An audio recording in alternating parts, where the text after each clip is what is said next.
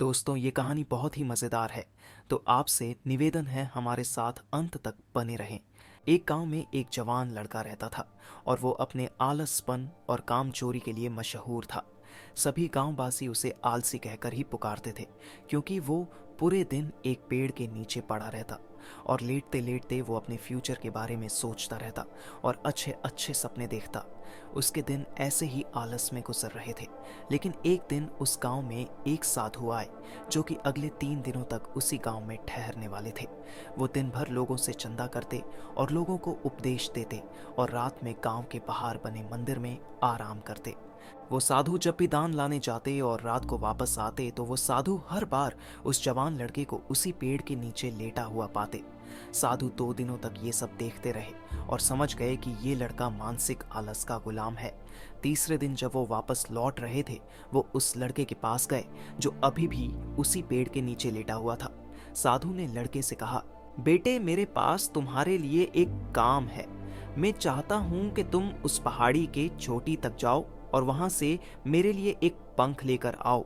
लड़के ने लेटे लेटे ही अपना सर पहाड़ी की तरफ किया और अपनी नज़र उस पहाड़ की चोटी की तरफ ले गया और उसने साधु की तरफ देखा और उपहास लेते हुए कहा, यह असंभव है। मैं उस पहाड़ी के ऊपर तक नहीं जा सकता। मैं बहुत आलसी हूँ। साधु ने मुस्कुराते हुए कहा, अरे, मुझे जिस पंख की तलाश है वो इस पहाड़ी के शिखर पर भी नहीं मिलेगा। वो तो इस पहाड़ी के दूसरे तरफ एक गुम्फा के अंदर मिलेगा, जिसके लिए इस पहाड़ी के शिखर तक चढ़कर फिर नीचे उतरना होगा। लेकिन वो कोई साधारण पंख नहीं है। वो ऐसा पंख है जिसे तुमने कभी नहीं देखा होगा। वो पंख रेयर लेकिन सुंदर पंख है जो रोशनी बिखेरती है। साधु के इन बातों से उस लड़के के अंदर एक्साइटमेंट बढ़ गई।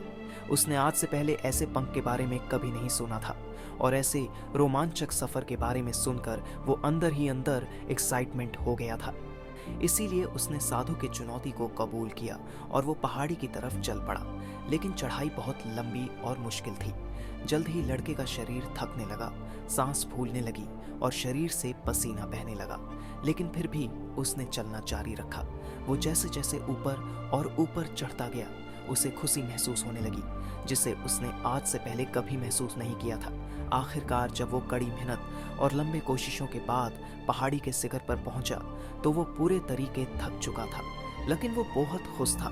उसे अंदर से आत्मसंतुष्टि का एहसास हो रहा था।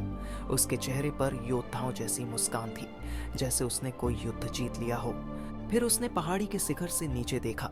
उसके सामने एक बहुत ही मनमोहक नजारा था। लेकिन असली चुनौती आगे थी, क्योंकि उसे फिर उस पहाड़ी से नीचे भी उतरना था और उस गुफा को भी ढूंढना था जिसमें पंख मिलने की बात कही गई थी। नीचे उतरना बहुत ही ज्यादा मुश्किल और खतरनाक था, क्योंकि ढलान ज्यादा गहरी थी और चढ़ाई के समय लड़का बहुत बार लड़खड़ाया और गिरा भी था, तो वो डर भी उसके अंदर था। लेकिन साधु को वो पंख लाके देने के वादे की वजह से वो लगातार आगे बढ़ता रहा।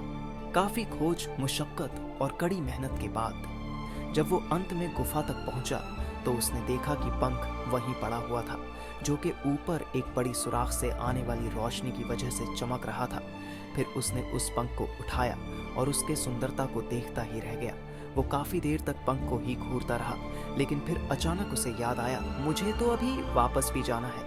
उसने खुद की तरफ देखा। वो पूरी तरह से थक चुका था और वो चिंता में पड़ गया कि वो पहाड़ में कैसे चढ़ेगा और वो साधु तक पंख कैसे पहुंचाएगा। एक पल के लिए उसने हार मानने के बारे में सोचा, लेकिन उसे वो खुशी और गर्व की भावना की याद आ गई जो उसने पहाड़ी के शिखर पर पहुंचकर महसूस किया था। उसे एहसास हुआ कि उसके अंदर इस सफर को दोबारा पूरा करने की ताकत और मजबूती है। वो दोबारा पहाड़ी पर चढ़ने लगा। उसके मांसपेशियों में दर्द हो रहा था और कमजोरी की वजह से पैर कांप रहे थे, सांस फूल रहे थे। वो कई बार लड़खड़ा कर गिर भी पड़ा, लेकिन उसकी हार नहीं मानी।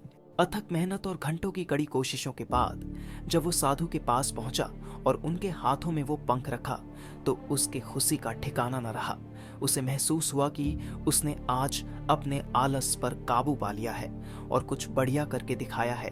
उसके चेहरे पर इतनी खुशी और संतुष्टि का भाव देखकर साधु मुस्कुराए और बोले, बहुत बढ़िया मेरे बच्चे, आज तुमने जीवन का बहुत ही महत्वपूर्ण सबक सीखा है कि आलस कोई ऐसी चीज़ नहीं है जिसे स्वीकार कर लिया जाए, बल्कि आलस एक चुनौती है जिसे दूर करना होगा। ये एक बाधा है जिसे पार करना होगा और आलस को ख़त्म करने के लिए तुम्हें अपना पहला कदम उठाना ही होगा।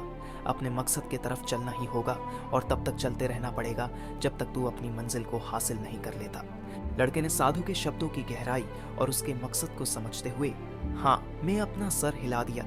आज उसे एहसास हुआ कि वो हमेशा ही बड़ी और महान चीजें करने में काबिल था, लेकिन उसके आलस ने उसे रोक रखा था।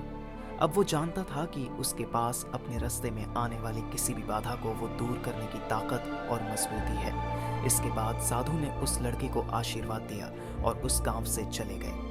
दोस्तों, इस कहानी से सीखने वाली बात यह है कि मकसद इम्पॉसिबल लगने के बावजूद भी अगर हम उसे पूरा करने के लिए खुद को आगे बढ़ाते हैं, तब हम अपने अंदर ऐसी ताकत और मजबूती की खोज करते हैं जिसके बारे में हम कभी नहीं जानते थे। दोस्तों, अगर आपको ये कहानी अच्छी लगी तो वीडियो को लाइक और चैनल को सब्सक्राइब करें और बेल आइकॉन दबाना ना भूलें। मिलते हैं एक नई कहानी के साथ, तब तक के लिए धन्यवाद।